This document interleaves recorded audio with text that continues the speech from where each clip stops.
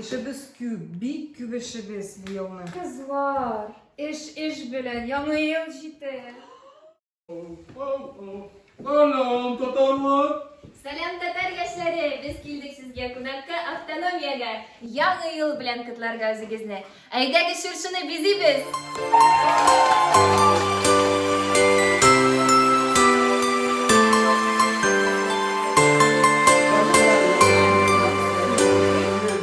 Kaderli dostlar, ben Tatar Yaşları isiminden çın köngülden kutlayıp özünüzü gelecek yangi yıl beylemi bilen. Yangi yıl bilen kutlaymiz. Бәхет sizge. Sağ selamet bulup yaşayınız. Eski yıl bilen kaygı hesret gitsin.